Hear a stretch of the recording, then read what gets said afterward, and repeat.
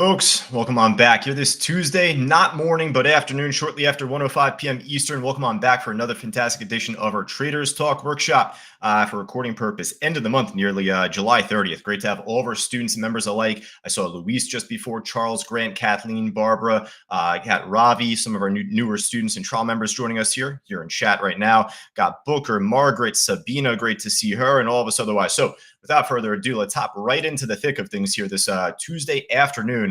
A little housekeeping to begin here for Traders Talk. So let me ask, is any of our long-time attendees here, any of our regular attendees or perhaps long-time students of CTU, are you joining us here this week? I see Lawrence with us here right now. So Brian W. with us here just a moment ago. If anyone's like normally a regular attendee of this weekly workshop, just give me a quick chat back to begin. Got a bunch of us, but big housekeeping note. I want to make sure that you have your ears open. You know what's going on. So Barbara, Irving, Lawrence, Charles, Phil, and I got a bunch more of us otherwise. Now, perhaps here's the thing. We conduct a workshop every Tuesday normally. Traders Talk for the last like 10 years, as long as I've been employed by Fausto. Tuesdays. Going forward, folks. Going forward, starting next week, Monday Traders Talk. It'll be permanent switch. So Monday at 11 o'clock in the morning, Eastern time, that is, we will now be conducting our weekly workshop Traders Talk. Hey, same Q&A, same 60 plus minutes. Nothing is changing with Traders Talk outside of what time and what day we are conducting it. So really quick, Jeff, Phil, Charles, Lawrence, and all of us here, I want you to repeat back to me, what day and time are we doing Traders Talk going forward? All of us here in chat right now joining us here. So what day and time are we doing this now? Phil, you got to pay me a lot of money to be here Sunday. He's kidding, obviously. But Monday at 11 o'clock Eastern time, that is, going forward. I'll probably say that 1,000 times before we finish up this workshop. But hey, that is for next week. For this week, well, what the hell is happening with the market, with the SPY? There is so much to talk about right now. Obviously, with this move here, we had a phenomenal morning, even regardless of this market drop off. You know, we did well in SERV, we did well in TWOU, a few other trades earlier today as well. But man, on top of that, we got earnings coming out all throughout the day today, tomorrow, Thursday, etc. It's like earnings season. And then on top of that, you're telling me they got main event Jerome Powell speaking tomorrow afternoon. I kind of nickname him main event. He's the main event, right? Everyone kind of waits for him to speak and see what color tie he's got on and everything else in between there. But tomorrow is going to be pretty volatile with that in mind, right? So, at least for right now, I want to start off not even with this move down on the SPY. Support became resistance here. I was looking for a bounce here, started, but then it pulled back. So at this point here, once it broke below my support here, I figured unless if it flips it, which is always subject to change, I guess, it's more likely to go lower. So we'll come back to the SPY in a bit, but I want to talk about this SERV trade, not even just from yesterday. We're talking back from like last week or two, right? This thing completely took off.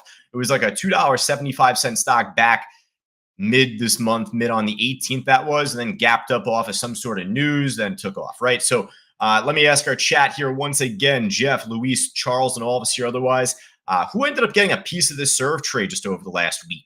Not even from yesterday, over the last week. Did you end up getting in on this SERV trade? Let me know right now, because basically what we're going to do is cover, if not just yesterday, perhaps we'll try and even do Friday. We'll try and even do this candle here, Friday candle. Barbara, Charles, yeah, I know Barbara did very, very well on it. John H., one of our new gold students, or newer gold students, we'll say, multiple times until today, he did very well. I saw him post that before. Yeah, let's go into this. Do I have? I don't have the Friday candle. So I'm going to show you book map. I'm going to show you level 4, the heat map, and all of this stuff here. But here's the thing, folks. I mean, going into the day today, and then even from yesterday, I didn't trade SERV. And then this morning, I was more focused on Bitcoin. I'm more focused on the SPY altogether. So I didn't plot any levels going into the open today. I don't know my left hand from my right on this stock. And that's where it gives me the chance to put myself in your shoes, as a student, and to say, okay, well, if we apply what we teach in class, if we kind of go back on this chart here from pre-market on Monday morning yesterday and go back perhaps to Friday if we need to, what were the best levels that we could have utilized going into yesterday? Basically reverse engineering this trade from Z to A. That's what we like to accomplish here in Traders Talk, not just these analysis reviews. But if you have questions on this stock, if you have questions on anything else that we've traded from this morning, from yesterday, right away, we've been mentioning this just across the board. Just feel free to type it in the chat board right now. Booker, you did pretty well. He sold at 11. You know what? Hey, if you were able to get in at 5 or 6 or 7 or 8, and that's a pretty good trade either way. Josh at ctutrading.com is my email address. I'll post that there on YouTube. So if you're on the YouTubes right now or on Twitter, X, etc., you might even be following CTU Josh. Make sure to follow Cyber Trading You, though, otherwise. And that right there is my personal email address. Just typing it out to you. So what we'll do is cover this, right? Just go from Z to A, right? Well, let me ask our students. We know that this stock moved up. We know it moved up. That's Captain Hindsight comment there, right? For a stock that's like more like $10, $12, like $15 per share, let's just loosely say, what common set of price levels are we most likely to find the icebergs? What common set of increments or price levels are we more often to find these big iceberg orders out there on level 3 and level 4? What do we got? Our students here in chat, and Barbara and John and Charles and anyone that ended up doing well on this trade here today or yesterday. Brian, perhaps looking at like the 0s and 5s. Well, a little bit more to that, right? We're going to focus more on specific like increments of numbers. The way that we teach it, think of it like US dollar bills, like a $1 bill, $5 bill, 10, 20, 50, etc. So here in this case, what we're just using are whole number dollar levels, meaning like, hey, $13, hey, $14, ahead that, $15, right? Just that's kind of our North Star every time we're looking at a trade, especially before the market's about to open for it, especially before you're considering trading it. All right, well, right away, where is the stock in relation to the nearest whole number levels? So 13, 14, then up above head 15. Now we'll draw more if need be. You could also look at 50-cent levels too. So like 13.50, 14.50. Possibly for something that's already moved up this sharp, this much, like prior to even the end of last week. I'd probably more be reliant on the whole number levels, if anything. But you know what? Hey, if level 4, if level 3 or level 4, the programs will show, hey, if those have good iceberg orders at them, at the 50-cent levels there, then we'll use them. One thing I will do really quick, just for my more intermediate advanced students here, phase 2 students here, I know, again, Captain Hindsight comment, but what was this? Back on Friday afternoon, the close from Friday afternoon was at the price $13.22. That was the close back at the end of last week. So, where we talk about like the closing bell prints and the opening bell prints. Well, those are often going to be big levels anyway, but especially at the end of the given week. So, again, we're kind of plotting for yesterday. We're going to show you what happened yesterday in sequence and showing you where the best levels were, where you could have entered based off of what we preach here each and every week, right? So that was at what, 1320-ish, 1322 is that at, if I'm not mistaken? One more time, just want to go back there just to confirm. What was that, 1322? 1322, yeah. That was 1322. Get my dyslexia straightened out there. Okay, so, well, it goes to say, look what became support all throughout pre-market Monday morning yesterday. Look what became support here then, right? Right away, it goes to show that, this closing bell price from Friday from the previous trading day and previous week, that played a lot of significance into this bouncing, running back up. That price held pretty cleanly as support. This was all before 8 o'clock. I'm just mentioning the strength of this as your first level and then ahead. Okay, now let's actually look at Bookmap. Let's look at what the heat map program looked like right before the market opened yesterday morning. This is what it looked like right before 9:30. So I'm trying to hide the end result, trying to hide basically what happened across the morning yesterday and day. This is the pre-market though. So let me ask Danny, Brian, Laureen, all of our students here right now in chat, and actually a few more right now otherwise. Let me just get some names out here, making sure you're not asleep behind the wheel. We got Kenny, we got Elmer, we got Dave O, we got Phil M, we got Jeff, we got Victor C. A lot of us joining us here inside our live trading room that is here today, this Tuesday. So let me ask, where do you see support resistance on this heat map? Where do you see a dark orange line, red line, what we teach you in class? Where do you find a big level on this page? Irving's saying Irving's saying $15. I'm sorry. John, Barbara, Brian, all agreeing right away. That's like the easiest thing to look at. Easy on the eyes. Dark orange, dark red line. It was out there since the wee hours of pre-market. Wait a second though. This got pulled, right? Didn't this order get pulled? Goes from orange to like the blue, like black abyss, basically. It got pulled completely. So what does that mean? Does that mean that there's no resistance there? Well, maybe 10,000 shares showed up after. How much was this? About 24,000 shares roughly, right? 25 almost. So it goes to say, for as long as that order was out there on Monday morning, it was out there since 4 a.m. and got pulled at what time? 8:45 in the morning. That order was out there for 4 hours and 45 minutes. Think about how long that is in our trading realm that we live in. So unless if it got placed at a different price, you got other orders out here too, 16, 17, whole numbers, that is, right? You had a resistance at 15. It looks like it got pulled. I'd still respect that as resistance. That's what I'm pointing out to you here. Even though this order gets pulled, it's out there for ever. It's out there for as long as it could be out there for, since the beginning of pre-market.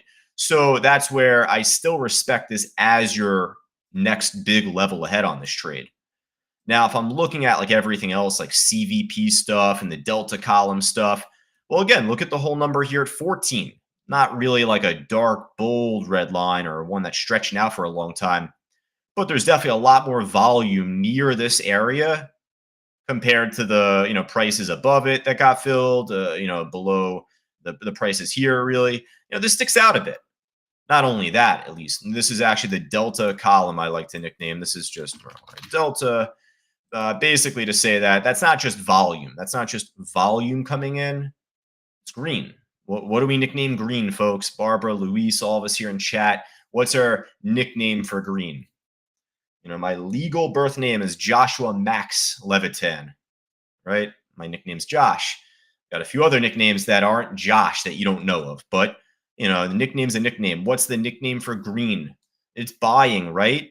Laureen, Barbara, Charles, Larry, you got Margaret, Phil, Danny, right?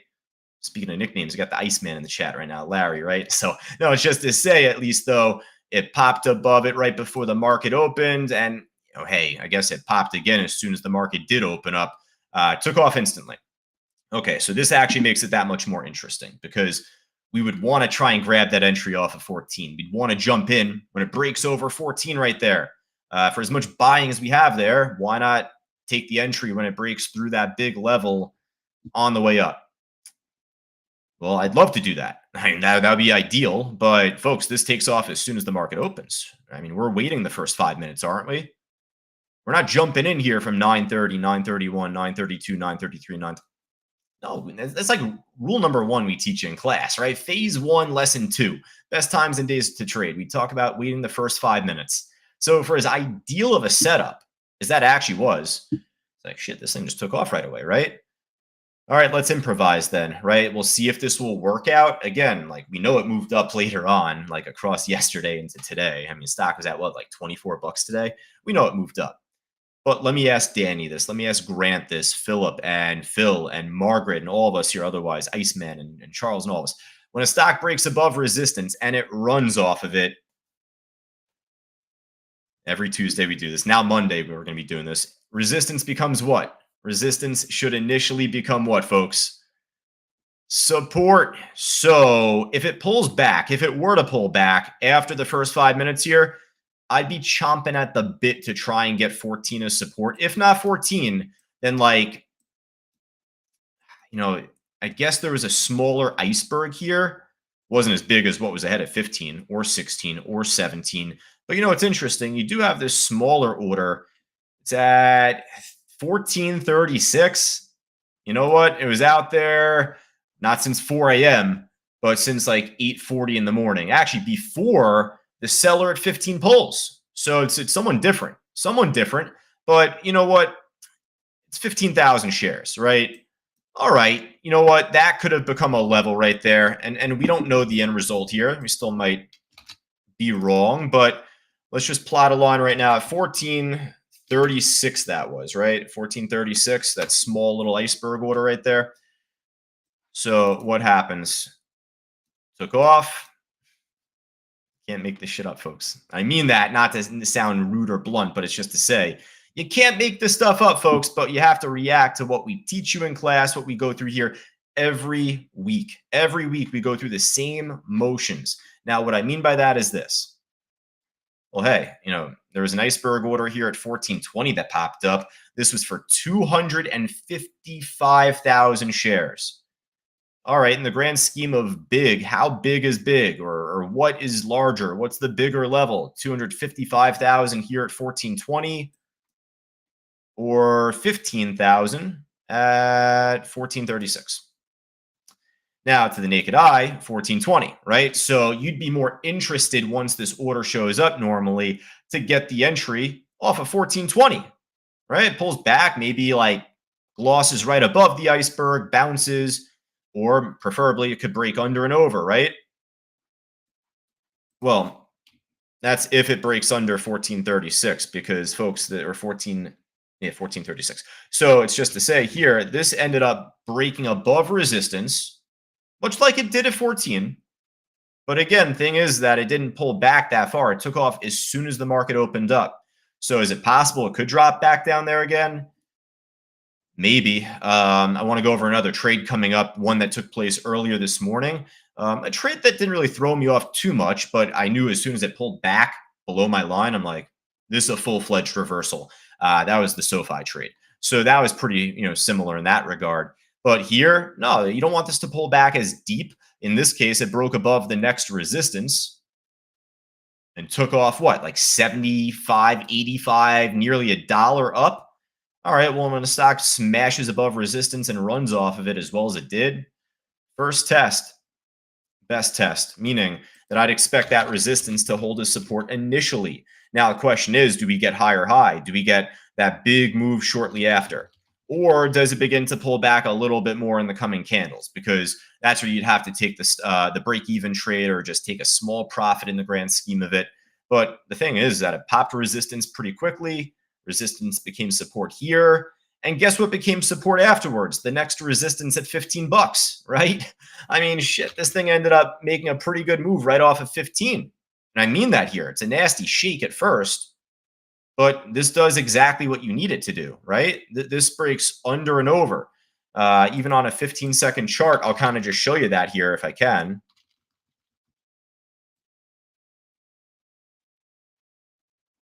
Oh my God, look at this thing. Look how clean this is. It's holding over 15, holding over 15, holding over 15. You're not trying to jump in right there. I mean, again, for the students that have been with myself and Fausto for, I'd say, I don't want to say a long time, but anywhere more than a few months, this is something that at least that I preach quite a bit. You want to see it nip under and over. This is a little bit more than a nip. A little bit more than a nip here, don't get me wrong. But if you want to know why it made such a nice reaction afterwards, well, it made the break back over, right? It made the slingshot under and over. So at that point, that's where ideally you'd want to try and jump in long. If you had missed it off of 1436, your next entry, if not the break out over 15, then it would be the flip of 15 from resistance to support, right? There's numerous entries on this thing. Now we could always check bookmap coming up. We could always check in just a bit. We will. What's our next resistance though? What's our next resistance above 15? We alluded to it before.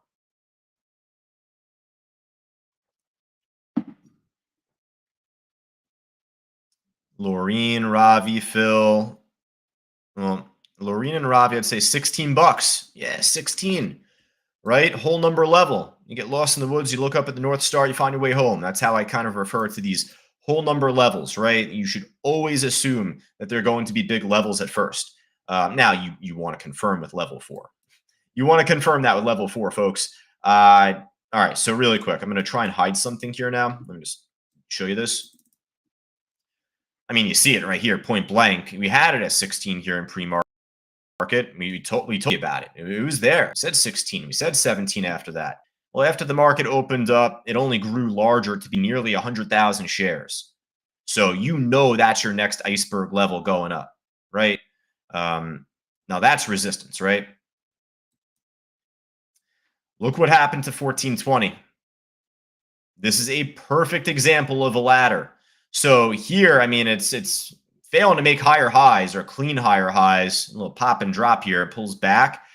Thankfully, this ended up holding support to not just where it didn't, break under it, but yeah, I mean, it's exactly that. Like, even if it were to break under it here, you can get that slingshot under, over, under, over. So actually in the sequence before it rebroke 15 and ran, this thing ended up laddering up beautifully. The 250, 260 plus thousand share iceberg out there. That's what really got it to stock up that much more, right?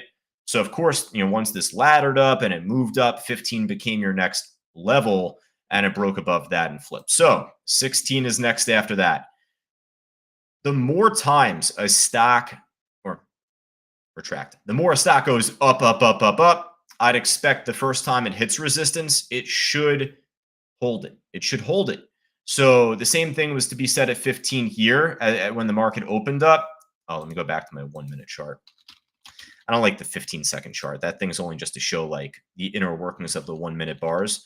But point being is that here, for as much as it ran up, up, up, up, up, up, up, first test right here, I absolutely would expect resistance to hold. And then, we're getting a little close towards reversal time here at this stage. So it does break back over 16.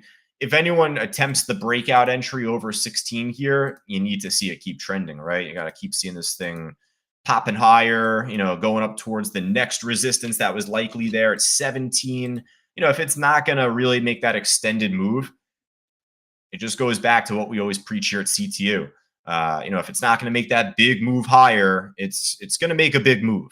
If that was such a big level at 16, and if it's failing to break higher, I mean, unless if it just holds perfectly above that level at 16 as support, which granted, I guess could happen. That would be like me chewing on tinfoil. Like, that would be kind of annoying to see happen. But you know what? There are times where that actually happens. If it's going to break back under that level and not break higher, you know what's going to happen. It's not just going to like dilly-dally here for a bit. It's going to drop, right? It's going to drop back down pretty extensively, down all the way down towards roughly 1450 or so, right? So it's just to mention that you could be there, right place, wrong time. You could have been there, right place, wrong time here at 15. Right? You don't want to hold on to this trade and be underwater for quite some time, uncertain or not confident if it's going to keep going or not. Hey, Captain Hindsight here. We know this kept going up for a bit. We know that it kept going up a little bit more after.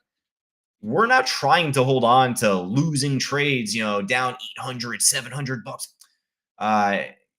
If you are someone that extends your risk, but you already have the proof in the pudding where you are making still $1,000 a day or more, then I'm not talking to you. You know what I mean? You already got your system built out. You seem good to go. If you are already doing that and you're looking at yourself in the mirror, just saying that, all right, fine. But for those that aren't that type of trader, you should not be extending that risk, because if there's no evidence behind you actually flipping that into a profit after on a consistent level, and for the time that you hold on too long, you're going to lose all of the profits that you had on previous trades that you made. All the good trades that you made and all the good entries that you had, it's all squandered off of one stupid trade or one stupid hold. I'm not just saying that and pointing the finger and telling you, oh, don't do that, without me learning those mistakes myself. So I just want to make that known, like, hey, get the hell out here if you take this trade. If you jumped in here, get the hell out. So it's at that point, the more times that this does stab resistance and break over it, especially in a smaller time frame, like in a smaller concentration, I feel more bullish. So from here to here is about an hour and a half worth of time. Let me ask Phil. Let me ask Ravi, Laureen, Danny, Charles. Again, just get some names out here otherwise. Doug, you got Fred. You got a guy Chuck here in chat if he's tuning in right now to me. Chris, and get Roger, Cody, one of our new members joining us here. It's to say that the more times that this presses up against resistance in a smaller time frame, I'd feel bullish. Is an hour and a half in between these level tests, is that a lot of time or is that a small amount of time to you? What do you think? For all of us here live on YouTube right now, we hope to see you inside our live trading room coming up, or at least in the near future. Scan that QR code on the top left if you're interested in continuing along with us here. But is that a lot of time or a little amount of time? An hour and a half. It's a lot of time, especially for us, for day trading, right? For in and out. For any new members here, I just want you to know, we're not scalpers. We're not just trying to scalp in and out within a micro minute. No. But we're trying to at least get out before the momentum turns the other way. But here's where I'll tell you, where the momentum turns the other way here, we got to see new momentum build back up over time. And it did in this sense going back up, but to have conviction, to have actual confidence and conviction off this level, I'd rather see this test resistance a few times in a smaller concentration. And the more times I see it, I'd get bullish. Now, is that foolproof? Is that 100% foolproof? No, I don't have no crystal ball. So I might be there, right place, wrong time still. That's just where I'm telling you point blank, I'm not taking this. Why would I take that? It's an hour and a half in between level tests. The market is open 6.5 hours every day. Don't think pre-market, post-market. 6.5 hours, 9:30 to 4 p.m. Unless if I got my math wrong. 6.5 hours. An hour and a half out of that 6.5 hours is an enormous percentage out of my time and day, right? But from here, the more times it could press it after this point, especially in a smaller concentration, like this is just mere minutes, 10 or so minutes, feels better, right? It starts to move, gets a good move, good reaction off this breakout from resistance. Well, over time, and it wasn't so clean, we're during kind of off trading hours here, during the more inactive times of the day. We normally don't see as much momentum here. I know sometimes we catch a good move or two, and this did move pretty well in this time frame, but it wasn't so clean. It chopped around it a bit, right? But it still made that move I would want it to make, even if you didn't enter off the breakout here. If you had missed out off the breakout entry of resistance, then that's where I'm telling you, you had actually a few opportunities to try and realize support, get that famed under and over, and man, this thing just kept going, didn't it? Right? It was right here, flipping that resistance into support. And then from there, now, hey, rinse and repeat, same thing over and over. In this case, though, it smashed right over 17. It actually made like a little shake up and down and then rebroke here later on. But just to mention, this is a pretty quick break. All right, well, perhaps this resistance can become support if you had missed out on the next. I don't make this stuff up, folks. I don't make this stuff up. I just react to it. But I mean, come on. You see what I see, right? So I'm telling you, I didn't trade this yesterday. I don't have a trade like, oh, look at me. No. I got traders here that did exceptionally well on the stock. I can go back on our chat here coming up and shout out a bunch of our students here from yesterday's trades. But just to mention that we often see these same strategies play out just over and over and over and over and over. And catching the chat board right now, Leonard got 40 cents on SERV in the afternoon session. That was later in the day. It was. I know Chuck got in from 14.96. He got a clean dollar on it. I know Alex did pretty well, if not mistaken. Bill and Sam were calling it out early in the morning. There was plenty of opportunity on the stock all throughout the given day. Brian, one of our new gold students, just spoke with him earlier. So I know Brian's looking forward to getting started with us. And he's asking, where is the re-entry between 12 and 12:30, the time frame that is, the time? So there's a couple. That's the thing. There's a couple on this, right? And I say that in hindsight, but it's all based off the same strategy. The more times that this is nipping resistance in a smaller concentration, smaller time frame, I'd be bullish for a breakout. Right here would be pretty ideal. Now, though, after that point, though, Brian, if you were to miss it, if you had missed that and stock's running without you, All right, well, resistance you would hope to see become support. So in this case, you need to see it go under that level and nip right back over. So there's actually two attempts right here where it looks to do that. It looks to do that essentially. So, you can kind of just call it here and then, breaks under. It holds under 1 bar, 2 bar, 3 bar hold. It pops back over. And then from there, it was pretty smooth sailing. So there's actually three separate entries that someone could have taken based off of rule set, based off of what we look for here each and every day, each and every trade. So not every trade provides that for you. Not every trade is gonna be as pristine as can be. So, some stocks move off of like peanut volume, and there's no entry for us. Maybe the stock doesn't break under and over, or maybe it doesn't flip resistance to support and just keeps going. But in this case, there was 1, 2, 3 entries just in the sequence alone. And then later on, perhaps I wouldn't be as bullish at 17 on the first attempt here. And that's where I'm saying even further. Look what became support later on, 17, the past resistance, right? So as clean as can be. All right, so that was pretty much in full the move yesterday, right? I mean, I can go through this more under a microscope yesterday. Obviously, you focus on whole number levels. When we think about more abstract levels than just the $1 bills, well, we'll think about the $5 bills next. So 5, 10, 15. So 15 right away should still be a big level for that reason. Well, what's our next $5 incremental above 15, folks? What's 5 plus 15?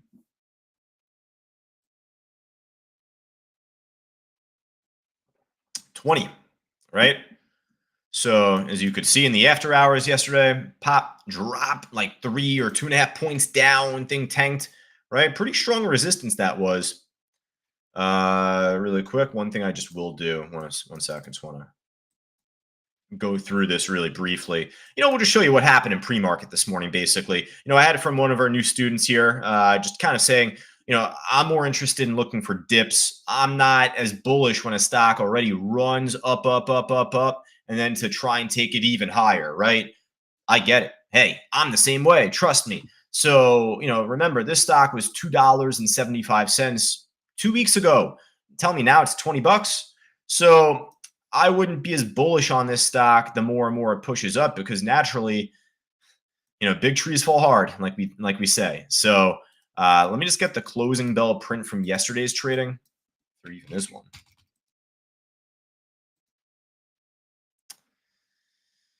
Wow, I don't even really see a big closing bell print yesterday on this stock. That's not a good sign to begin with. There's no key level.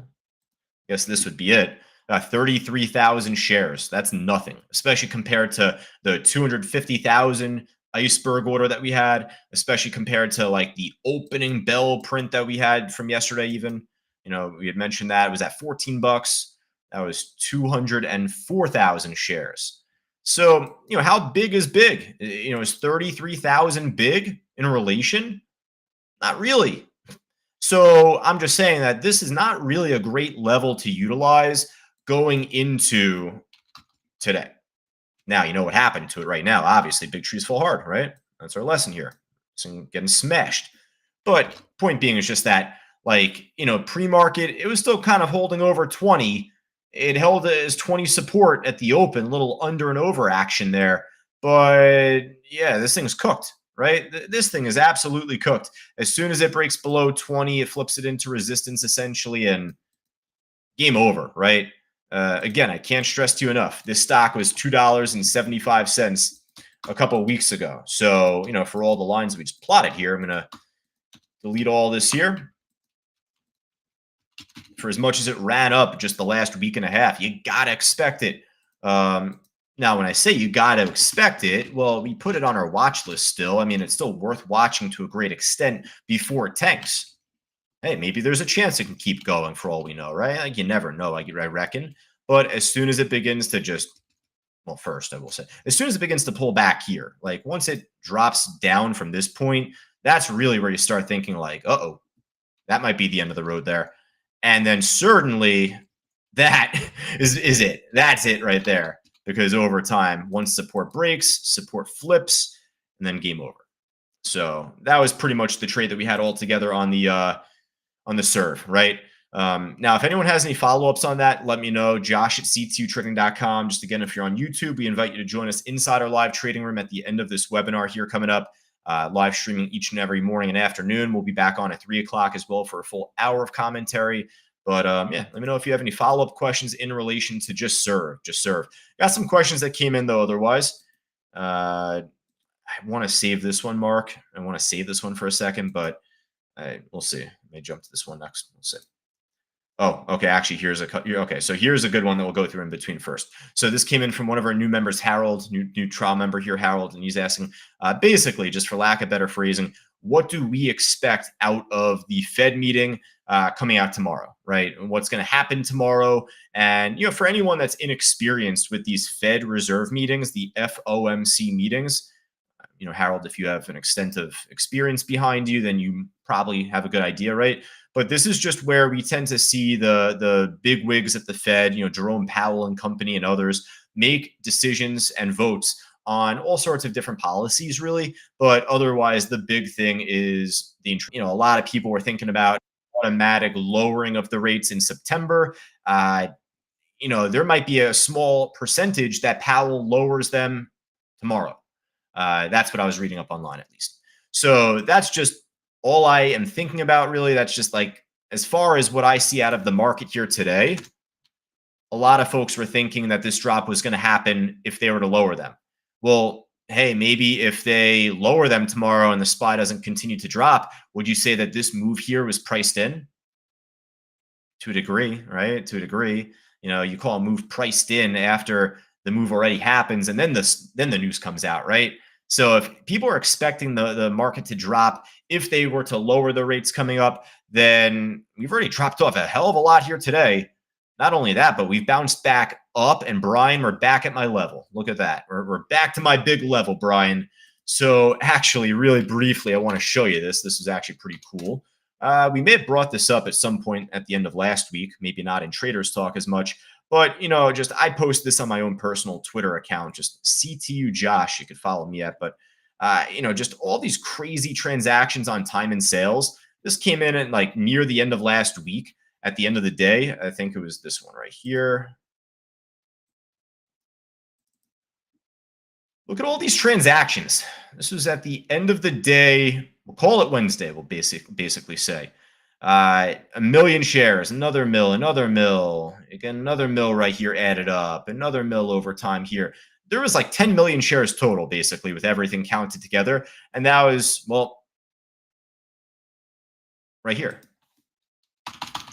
And it goes to show how strong that price area was, these two lines together, I'm calling it, because it broke under it. Well, first, actually, pardon me.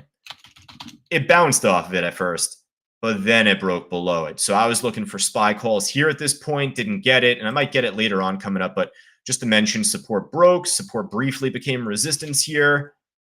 The question is now, right? And this is what we do. We don't follow, or we don't assume, we don't make up stuff, we don't try and predict. We follow. We try and react to what we see.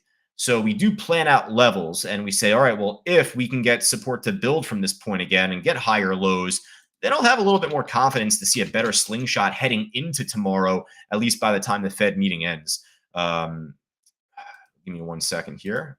I want to just show you here something pretty quick, because we nailed this. We freaking nailed this gap fill opportunity on the SPY. And I know I'm kind of just talking more about charting and levels and maybe some technicals rather than like what to expect out of the Fed. I understand I'm kind of going there for now. But just to mention that SPY loves to fill gaps. SPY and the markets alike just love to fill gaps. We'd called out this gap fill opportunity basically here. Perfect. Nice down wick right here to begin so far this afternoon. So that would be pretty bullish in my eye. Otherwise, we have a gap to fill going up. We got two. So that primarily is what I'm looking for, like just in general. That's my focal point as a chart trader, as someone that looks at volume, as someone that looks at like the closing prices here too. Like this is all very pertinent, very important to me, we'll say. So at least here, I'm looking to see a gap fill up towards 553. Now, as far as what's going to happen tomorrow and what Powell's going to say and what tie he's going to wear, what color tie, people bet on that crap. You know that? No, it's just to say that I have no idea, right? I mean, a lot of times where they left the rates unchanged and people thought that would lead to some nice pop afterwards. Maybe it started to, but then Powell started flapping his gums and all of a sudden the market started tanking again, right? That's what always happened, like for the last couple of years. So you don't just want to have that mindset because the more that you assume in that way, I mean, you're bound to be wrong. So that actually happened, I think, if not even the last Fed meeting, maybe the time before. It actually was fairly good to the market. He was saying the right things. It led to a pop. But otherwise, I called out the gap here. We got it. If we break below this point here, there's other levels to look at, but it's just to mention that I'd have to reassess, maybe look at 530 as support otherwise. But I'm more interested in getting this gap filled to the upside here, at least up to 553, and then we'll go from there. See if we get higher lows still or maybe resistance after and whatnot. But no problem, Danny. Danny says, got a bail. No sweat. Hey, Traders Talk is recorded. Again, we're going to be conducting this workshop each and every Monday going forward, but this is all recorded. It's on our YouTube base right now here as well. Brian W. here in chat saying, if the SPY can hold 541 at the close today, he feels pretty good about it tomorrow. There we go. Yeah, I mean, that's pretty much it because, I mean, hey, you might have, your own reason for that, right? And that's even better because the more reasons that we have for the same thing, it's like kind of like the more evidence that we have to make a conviction, the better. This is my reason. I'm following the freaking money here, right? So you had your closing bell print from this day last week. It was like 541 and change. And then this is the lower of those two red lines. It's these two here I'm looking for. So yeah, so far we're holding above it now, and perhaps we can get a stronger push into the close. This is a little chart level, nothing too big, just a little chart level here.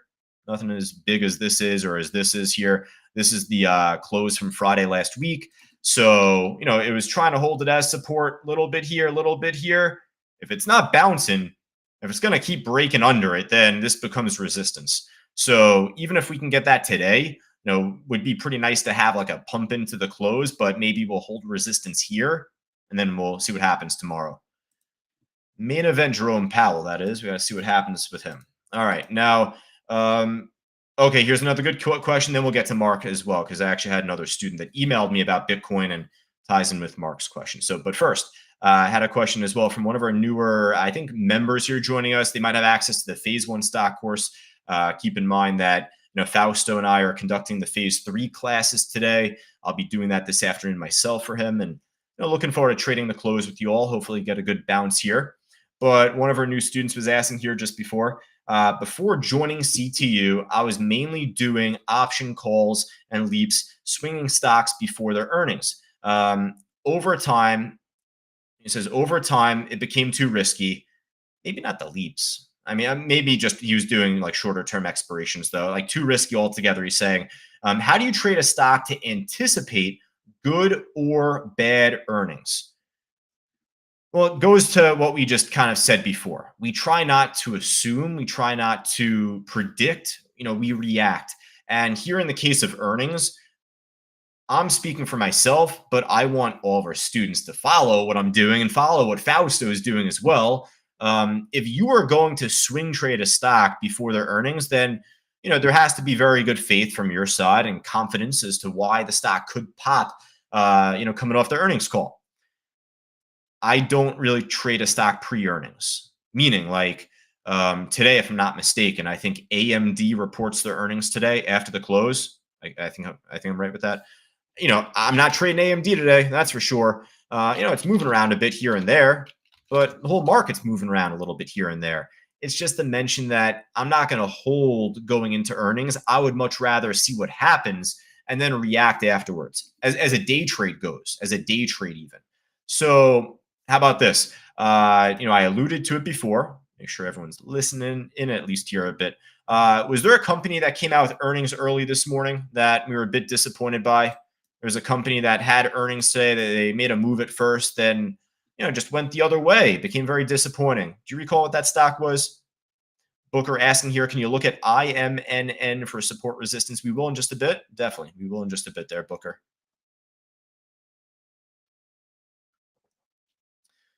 Anyone recall what that stock was this morning? Robbie saying JetBlue. Well, they came out with earnings, that's for sure. They freaking took off, right? I mean, that was a hell of a move this morning. That was a great one. That was a really good one. My dad joke of the day, really quick. My dad joke of the day is, for all the flights that JetBlue's delayed over the last few years, I guess this one didn't get delayed. All right, no, it's not JetBlue at least. So it is SoFi. SoFi popped off of earnings. They had a nice pop at 7 o'clock, then at 8 o'clock, then at 9:30. But before even that, let's just look at the pre-market here. I'll get the news out on this stock, SoFi. Get on the screen. I'll read it out here for you. So there we go. SoFi reports net revenue of nearly $600 million, net income of blah, blah, blah, blah, blah, marking their third consecutive quarter of GAAP profitability. That's pretty good to me. Looks like their EPS may have been in line, but their sales beat. And the better talking point is they raised guidance. That sounds good. That sounds really nice. The hell? So why would the stock tank? Why would the stock absolutely crap the bed at 9:30? Well, the whole market dropped. That's the first thing, right? I mean, it's tough to swim upstream when the whole market's plunging downward, right? That's first. Even if the markets didn't tank, we see this. We see this happen. So I'm not trying to gamble on if it's going to pop or drop prior to the earnings coming out. Here in this case, okay, started off good. So right away, I think there's a case for this to pop. There's a case for this to run, right? Okay, market opens up, ding, ding, ding. It takes off right away. So perhaps we can see support build. Maybe we could have past resistance here become support, wherever that may be, here or here, whichever. Otherwise, though, maybe there was something that showed up on level 4. And that's what we kind of react towards. That's what we react on. So market took off right away, or market opened and this took off right away. You had resistance at 8. Huge resistance at $8, and there was a lot of volume being built right here. So if it were to try and hold above this area here, then there's a case for 8, maybe beyond. But if this isn't going to hold above this very cleanly to even try it, then there's no attempt and it pulls back. There's no level in between here, not much volume on the bid until 731. And at that point, that's basically a full-fledged reversal, right? Like way before that even. Like when it breaks below this, that's pretty much the last line in the sand, basically. But that's just where I'll tell you, we here at C2 try not to predict. We try not to assume. Actually, another example, I don't have the chart for this as much. I remember Palantir, PLTR, if you're familiar, they were going to come out with earnings in the afternoon. This was like a month back. And the stock was up 5%, trending higher into the close, trending higher. You'd think that it would explode off earnings then, right? Like, oh, maybe someone knows something. Oh, it's going to pop, right? Yeah. That's not what happened, folks. This thing ended up totally dying off, the PLTR trade that was. Let me try and even see if I can get it for you here. It may have been this year at this point. It may have been back in late June, this move here or so. I mean, I see the gap. This could have been it right here alone overnight. But it's just to mention that, we're not going to at least predict before the earnings come out. If you have a long-term swing panned out, then even if they report down earnings, that could create a good discount opportunity for you to try and buy a dip. Or otherwise, maybe you don't care if it drops off right away. And if you're in it for the long haul, then that's where those leaps would pan out if you're setting the expiration way, way, way down the line, which will take me to Mark's question, actually, before we finish up. So do this. Oh, I got too many lines on this thing. Way too many lines on this thing. Okay. So IBIT. I'm going to show this here for reference, and then I'll bring up actually Bitcoin, the Bitcoin graph altogether. So I had like 2 or 3 emails on this. I'll go to Mark's here right now. He was asking here, one of our Diamond students, for Traders Talk, could you take a minute at the beginning My apologies at the end. Got you here.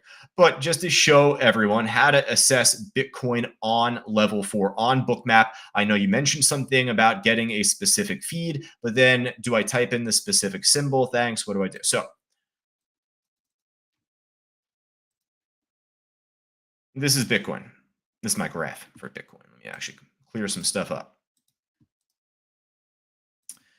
I'm going to probably do more of a workshop on this over time, or otherwise, if you have one-on-one coaching, I would then suggest for you to just talk to me about it there. Not everyone here likes Bitcoin. I don't want to bore everyone to death if they don't like Bitcoin stuff on this, but talk to me about it on the side. Schedule your coaching. We'll do it together on a Zoom call. But that is where I'll tell you right here, really briefly. You just make sure connections is set to Bookmap data. You need to have the Bookmap data feed configured. So go to configure. You got to go through this yourself, obviously, on your own end, like add connection, add Bookmap data, that is. So once that's connected and checked off, then you go right here to add a new symbol like you normally would for every other stock. But you switch the platform here to Bookmap data, not DX feed, right? There we go. Leave that. And then this one here, I use BTC USDT, the one that's showing. That's what this one is. Just this is the one I click on. You can just click from all of those options. Don't type it, just click. And then these are the settings I have here, I reckon. I don't change any of this stuff up. Hit subscribe. There we go. All right. So basically, I'll do a really quick review on levels. That's all. But otherwise, again, coaching, just I'll work with you there. That's for anyone, really, not just Mark. That's for any of our students here that are more interested in crypto.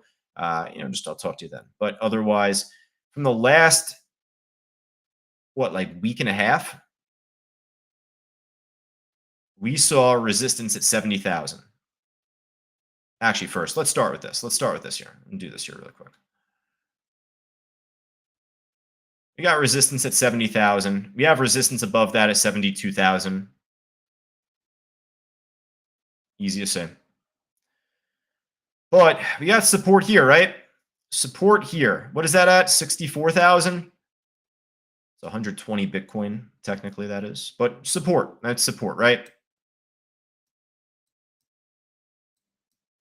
Well, they pulled the order. And actually, it went as low as 62,500. Does that mean it's going to drop that far?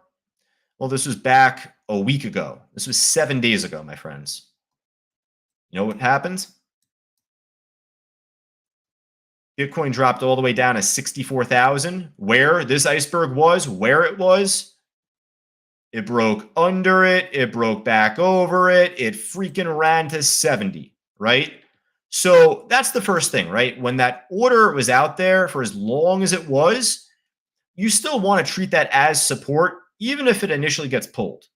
So right here, this became a great buying opportunity.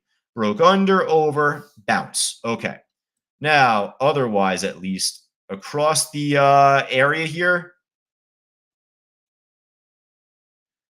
right over here, this became a nice high volume area here, 67,300. I'm going to start drawing some lines, so bear with me now. I'm going to just draw 70,000 basically. I'll draw 72,000 here basically, even though that didn't get tested. We had 64,000, and that's it for now. We'll come back though. So this area here needs to be support in order for this to try and run up. And it did. It became support here. It ran up to 70,000. It's even more over time here, right? Look at that. Drop, nasty shakes, but look at what's holding. 67,300. That's CVP. Well, it moved up to 70,000 afterwards, and then it hit it. It hit the iceberg that was there, filled it, and then it came back down. So I was hoping to see this hold initially as support. It didn't. It broke below it. Well, is our next level 64,000? Is it?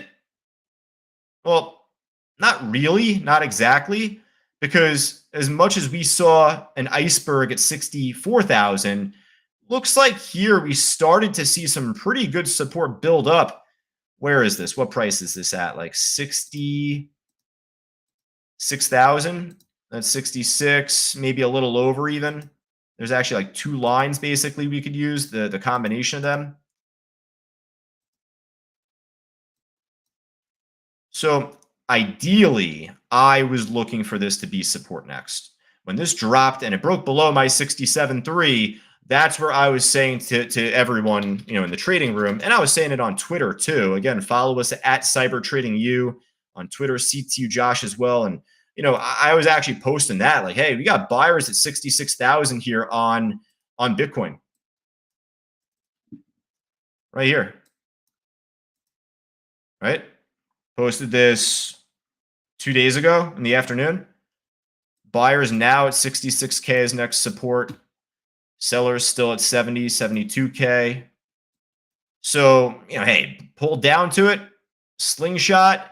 Now, this will be interesting heading into the close today because right now we're under it, but we're not really breaking lower. We're not tanking just yet. Maybe we do. We're going to find out coming up in the coming 2 hours, I'd reckon. But right now, we're still technically, to a degree, holding a higher low from here. Can it snap back up? Yeah, it absolutely can. If it doesn't, then what's our next support?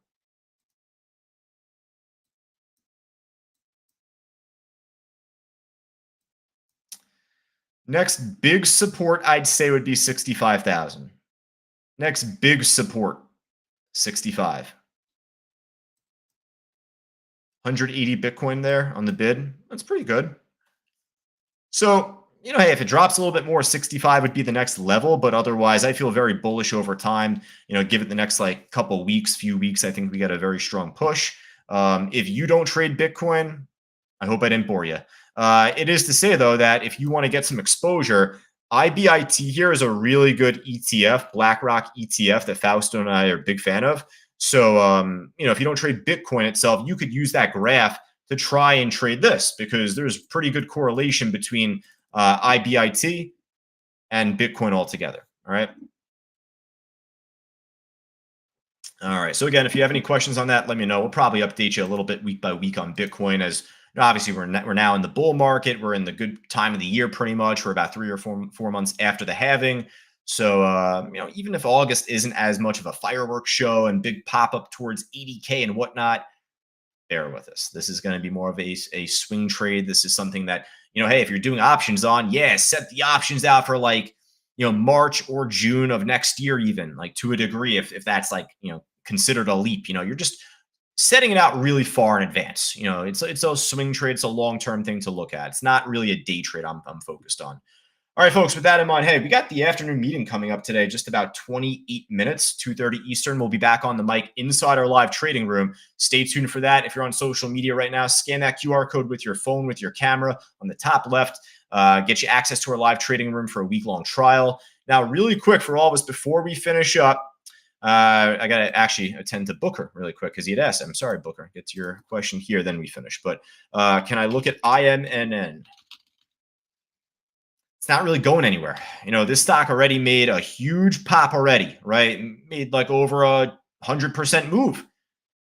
Remember how we said big trees fall hard?